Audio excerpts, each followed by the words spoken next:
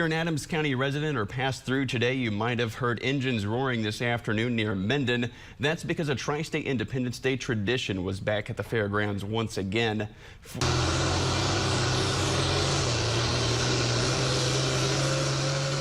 Here are the roars right there. 45 participants from the Illinois Farm Pullers Association competed today, and judges score based on the distance the farmers can pull a heavy weight on a sled. You could find several styles of tractors there, from classic to modern styles. This year's event was dedicated to a local pull legend, Daryl Stoll, who died in 2016. Organizers say proceeds go to help the Adams County Fair.